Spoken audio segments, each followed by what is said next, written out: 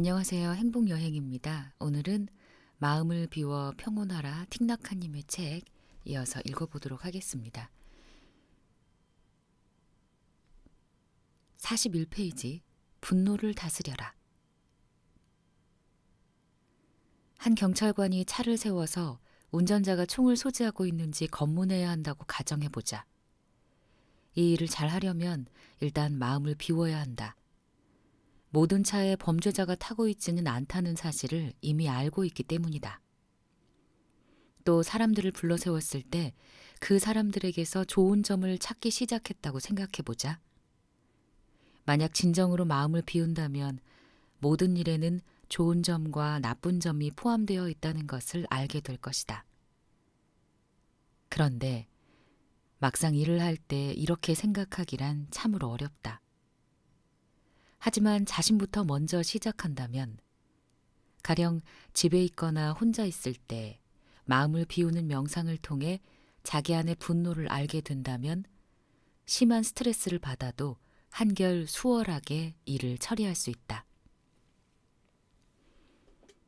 평상시에 하는 일상적인 행동들이 얼마든지 마음을 비우는 명상으로 바뀔 수 있다. 마음을 비워 숨을 쉴 때, 그것이 바로 마음을 비운 숨쉬기다.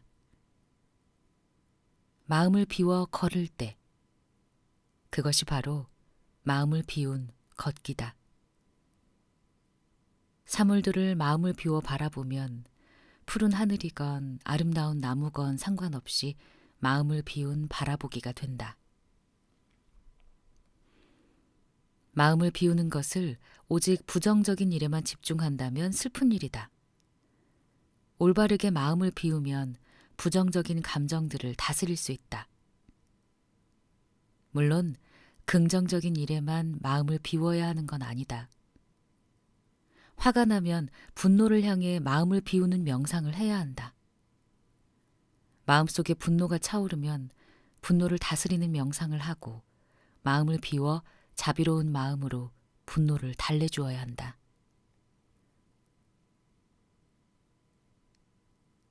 우리의 분노를 돌아보라.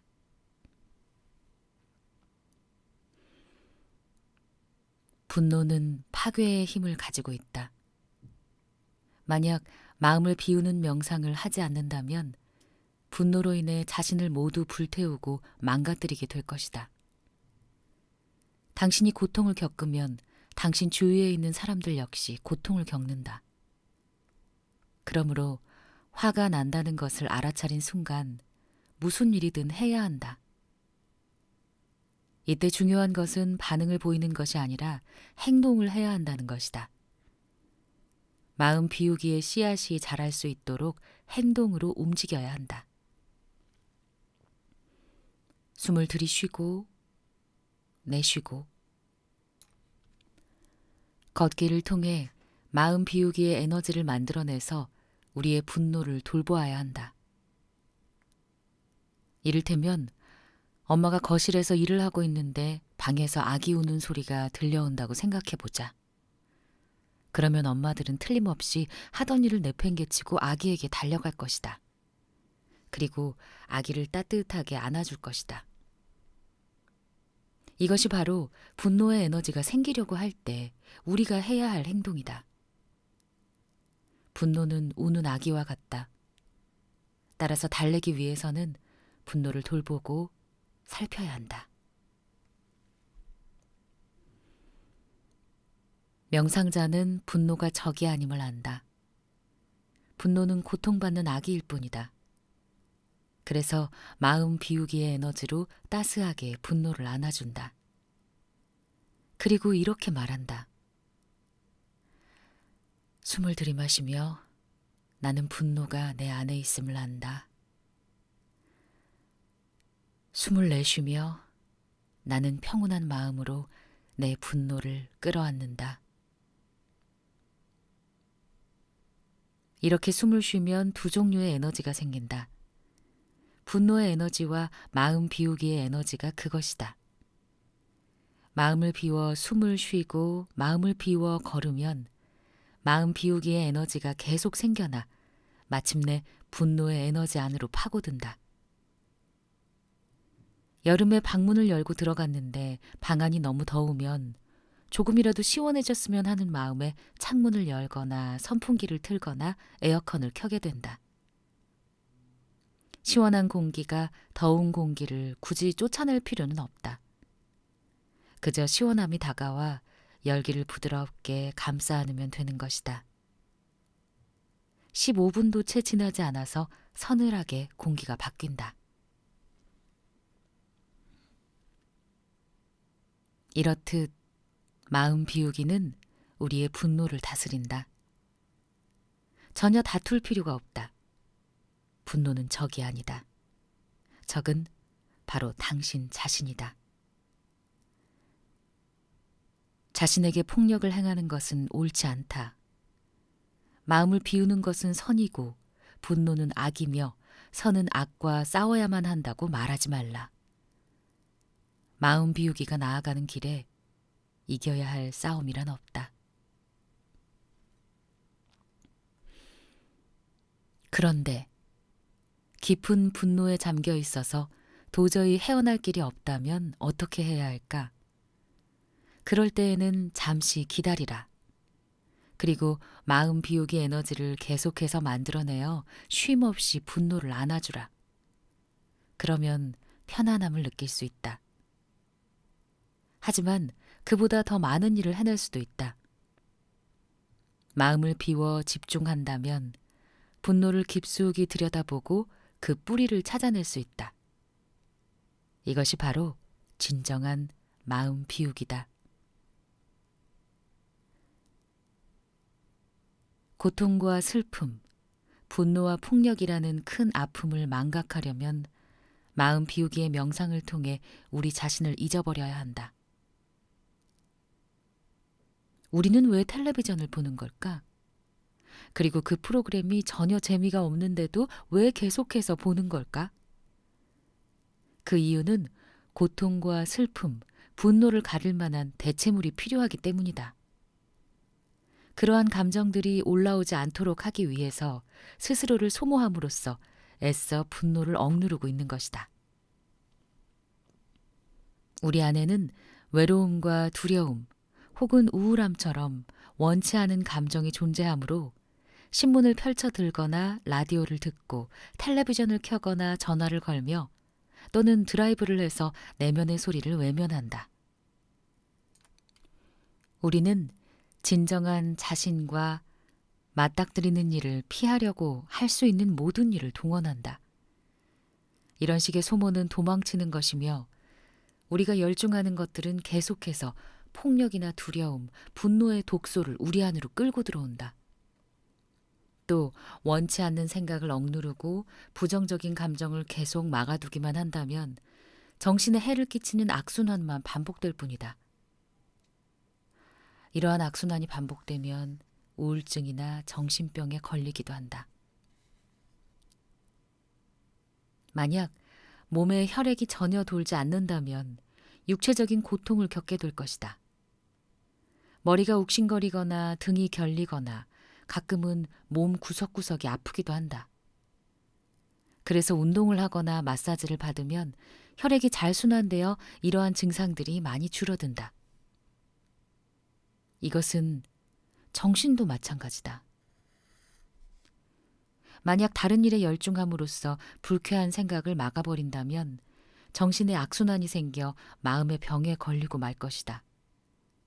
따라서 막아두었던 것을 모두 걷어내고 두려움과 고통, 슬픔이 밖으로 나올 수 있도록 해줘야 한다. 그런데 이 일은 준비가 되었을 때만 가능하다. 그렇지 않으면 고통에 휩쓸려 버린다. 명상을 통해 마음 비우기의 에너지를 만들어낸 다음 그 에너지를 통해 부정적인 생각이 나올 수 있도록 이끌어 주어야 한다. 알아차리고 안아주고 변화시키기 위해 마음 비우기의 에너지가 존재한다.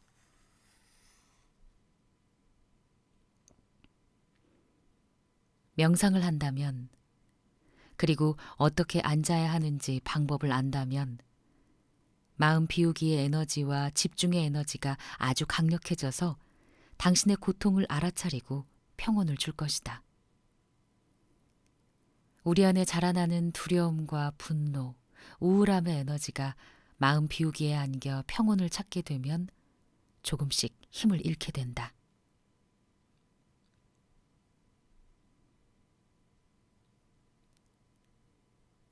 씨앗에 물을 주라. 불교에서는 의식을 씨앗이라고 표현한다. 옥수수 씨처럼 하나의 씨앗 말이다. 우리의 의식 깊은 곳에는 여러 종류의 씨앗이 있다. 분노와 폭력, 두려움과 질투, 절망과 차별, 증오의 씨앗이 그것이다. 그 씨앗들이 잠을 자고 있을 때는 괜찮다. 하지만 누군가가 다가와서 씨앗에 물을 주면 싹이 돋아나 에너지를 발하게 되고 고통을 겪게 된다. 우리는 역시 건강한 씨앗도 갖고 있다. 이해와 깨달음, 자비와 비폭력, 평등과 기쁨, 용서의 씨앗이 그것이다. 그러나 우리가 살고 있는 환경이 좋지 못하면 이러한 건강한 씨앗은 물을 만날 기회를 얻지 못한다. 그래서 건강한 씨앗들이 물을 마실 수 있고 부정적인 씨앗들이 물을 마시지 못하도록 환경을 조성하는 일이 중요하다. 마음 비우기로 목욕을 한다고 생각해보라. 분노와 우울, 두려움의 에너지가 모두 씻겨나갈 것이다. 그러나 고통을 겪으면 이러한 부정적인 에너지가 영양분을 섭취해 자라게 된다. 그때에는 마음 비우기로 목욕을 하라. 마음 비우기 목욕은 부정적인 에너지에 다른 종류의 영양분을 심어준다. 마음 비우기의 영양분은 분노와 좌절, 두려움을 약하게 만들고 아예 작은 씨앗으로 만들어 의식이라는 저장고로 내려보낸다. 그러다가 이 씨앗이 다시 싹을 틔우려 하면 우리는 또다시 마음 비우기에 목욕을 하면 된다. 그러므로 우리 안에 있는 고통을 전혀 두려워할 필요가 없다. 어떻게 처리해야 하는지 그 방법을 알고 있기 때문이다. 한번 이렇게 말해보라. 사랑하는 내 오랜 친구여, 다시 만나서 반갑네. 그대의 기분이 좋아지도록 마음을 비워 몸을 씻겠네.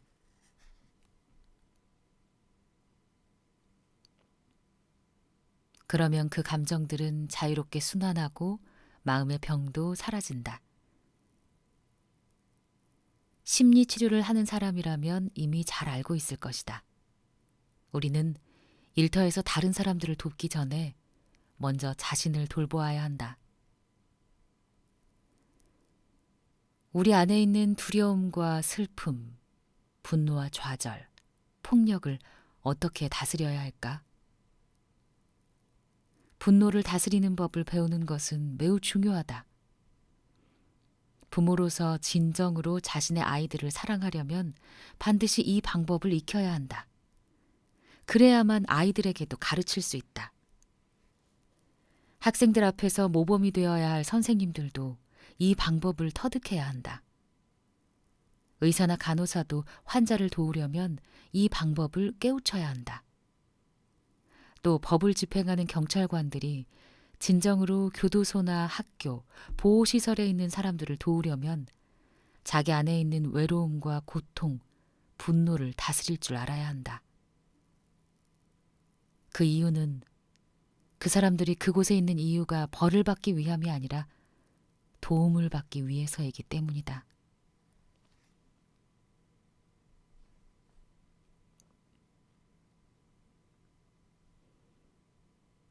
마음을 비워라.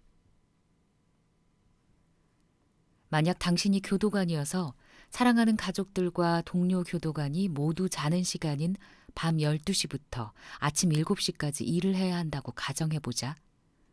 그러면 그 일이 외롭고 고통스럽고 우울할 것이다.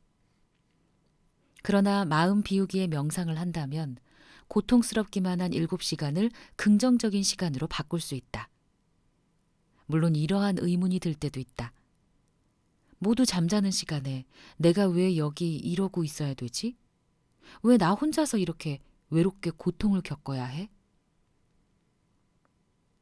그 순간 갑자기 불행해지고 미래가 암담하다. 외로움과 두려움에 압도당해 정신이 혼미해진다. 그러다가 온몸이 떨리고 식은땀이 나는데 도무지 그 이유를 알 수 없다. 이런 위기에서 벗어나기 위해 뭐든 해야 할 것 같다. 문득 교도소에 폭동이 일어난다면 어떻게 될까 하며 최악의 상황을 상상하기 시작한다. 이처럼 두려움의 씨앗이 자라게 되면 아드레날린이 마구 분비되어 꼭꼭 들러붙어서 잘 떨어지지 않던 권태와 우울에서 일시적으로 해방될 수 있다. 만일 그렇게라도 하지 않으면 근무 시간 내내 악몽과 환영에 시달릴 것이다.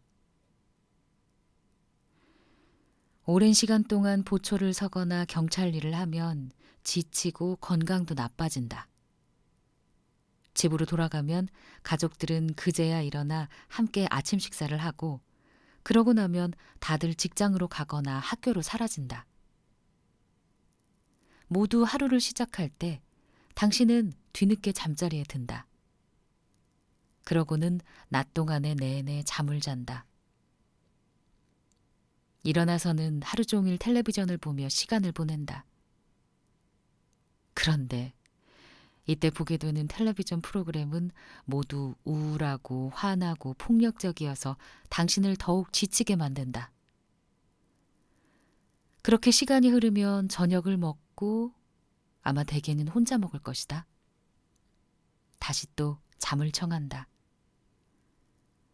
그러다가 출근할 시간이 다가오면 침대에서 억지로 몸을 일으켜 나갈 준비를 하고 다시 일터로 밤 12시부터 아침 7시까지 임무를 수행하기 위해 나간다. 이렇게 사는 것은 매우 힘겹다. 계속 이런 식으로 살다 보면 언제나 몸이 나른하고 마음은 분노로 가득 차서 마치 영혼이 영양실조에 걸린 듯한 기분이 들 것이다. 그런데 이러한 분노는 자신에게만 국한되는 것이 아니라 가족과 친구에게도 영향을 미친다.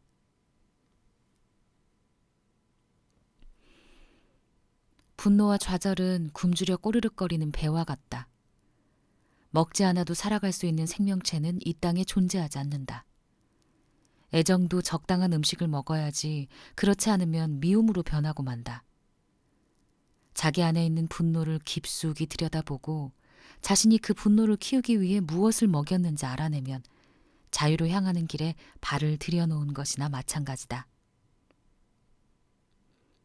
현재 두려움과 분노, 절망 때문에 앞이 꽉 막혀 있다면 그것은 우리 안에 있는 분노의 씨앗들에게 물을 주었기 때문이다.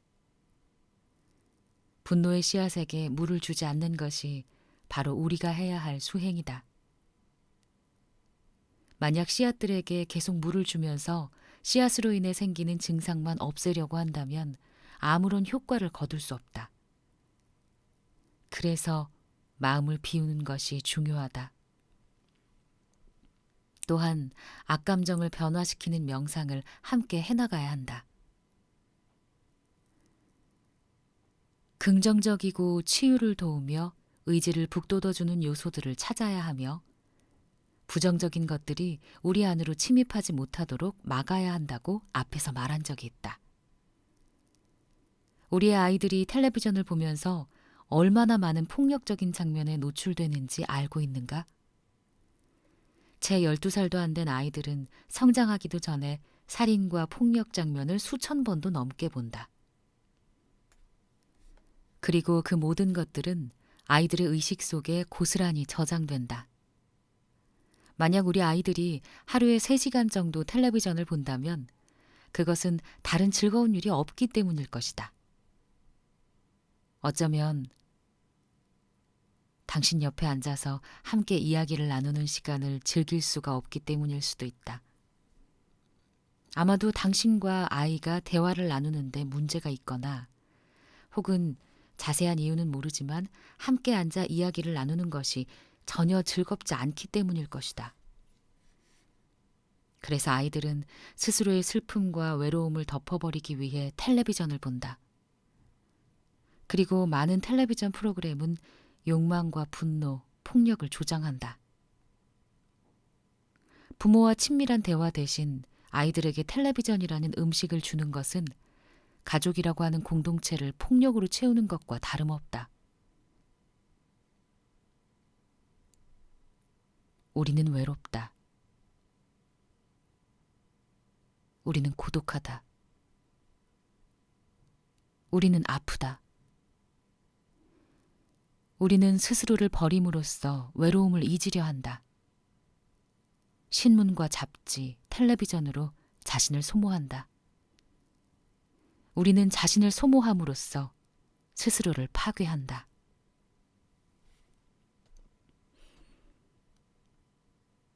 그 사이에 이러한 상품을 만드는 회사들만 더욱더 부유해지고 있다. 어떤 이들은 기업들이 마음을 비운 상품을 만들도록 독려하면 문제가 해결될 것이라 생각한다. 그러나 이것은 스스로의 권리를 제한하는 것일 뿐이다. 진정한 자유는 우리와 우리 가족, 나아가 사회를 보호할 때 보장받을 수 있다. 만약 아직도 사람들의 몸과 마음에, 특히 어린아이들의 마음속에 독소와 폭력, 욕망을 불러오는 물건들을 만들어내는 것이 어디까지나 기업의 자유라고 생각한다면 타당하지 않다. 그것은 미래를 파괴하는 행위다. 우리는 욕망에 따라 행동한다. 우리는 힘과 부, 명예를 원한다. 그러한 욕망 때문에 공동체의 안녕을 보호해야 하는 막중한 책임감을 가끔씩 뒤로 미뤄둔다. 이것이 진정한 자유에는 어째서 책임감이 따르는지에 대한 해답을 제시해준다.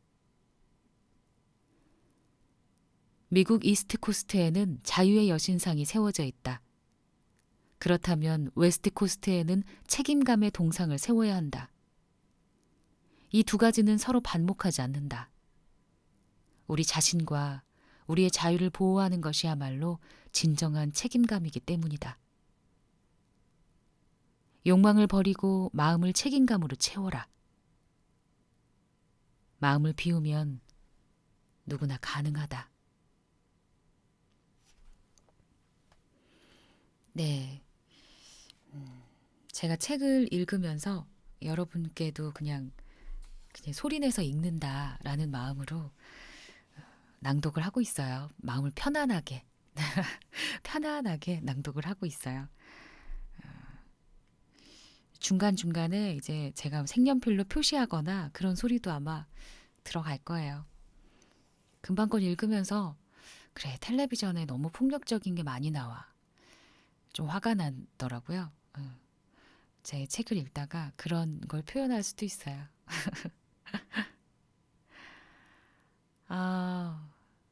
잘 들으셨나요? 저는 요즘에 이렇게 명상하고 이런 책이 참 좋더라고요. 다른 책들도 물론 읽겠지만 뭐 하나하나 저랑 같이 읽는다는 기분으로 따라오시면 좋을 것 같습니다. 오늘도 행복을 여행하는 당신이 되기를 바랍니다. 항상 행복하셔야 돼요.